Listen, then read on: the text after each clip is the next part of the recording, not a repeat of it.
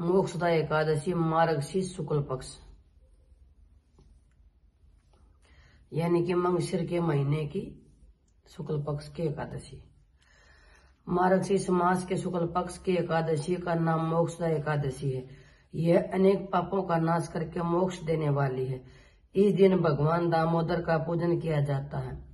यह पूजन श्रद्धा और भक्ति के साथ धूप दीप नैवेद्य आदि से करना चाहिए। अब मैं एक पौराणिक दृष्टांत सुना रहा हूँ, जिसके अनुसार इस व्रत के पवित्र पुण्य के प्रभाव से व्रत करने वाले के नरक में कष्ट भोग रहे माता पिता को स्वर्ग प्राप्त हुआ था। एक प्राचीन नगर है गोकुल। वहाँ एक राजा राज्य करता था। राजा का नाम वैखानस था। उसके राज्य में रहने वाले ब्राह्मण वेदों के धुरंधर विद्वान थे। एक दिन राजा ने एक स्वप्न देखा। उसके पिता नरक का कष्ट भोग रहे हैं। स्वप्न की इस बात से वह बहुत दुखी हुआ और आश्चर्य में भी पड़ गया। प्रातःकाल हुआ तो उसने ब्राह्मणों को अपने स्वप्न की बात सुनाई। ब्राह्मणों, रात में मैंने स्वप्न में अपने पिता को नरक में पड़ा देखा। वह मुझसे कह रहे थे, पुत्र यहाँ से मुझे छुटकारा दिलाओ। जब से उन्होंने मुझसे यह बात कही है, मेरा चैन उड़ गया है। इस दुख की आग में मेरा शरीर जल रहा है। कृपया करके कोई ऐसा उपाय बताइए जिससे मेरे शरीर को नरक के कष्ट से छुटकारा मिल जाए। राजा की करुणा भरी कथा सुनकर ब्राह्मण बोले, राजन, यहाँ से थोड़ी ही दूर पर एक मुनि रहते हैं। उनका नाम पर्वत है। वे वर्तमान, भूत और भविष्य के विषय में सब कुछ जानते हैं। आप जाकर उनसे मिल लें। वह आपको इसका उपाय अवश्य बता देंगे। बोली क्या समाता की जय। ब्राह्मणों के निर्देश के अनुसार राजा पर्वत मुनि के आश्रम पर गए। पर्वत मुनि इस प्रकार बैठे थे जैसे दूसरे ब्रह्मा बैठे हों। राजा ने मुनि को दंडवत प्रणाम किया। मुनि ने उनसे कुशल मंगल का प्रश्न किया तो राजा ने बड़ी करुण और विनम्र भाषा में कहा, ऋषि, आपके आशीर्वाद की कृपा से मेरी प्रजा भली भांति प्रसन्न है, पर एक विघ्न उपस्थित हो गया है। इससे मेरे मन की शांति विचलित हो रही है। मैं मन की शांति प्राप्त करने के उपाय जानने की इच्छा से ही आपकी सेवा में प्रस्तुत हुआ हूँ।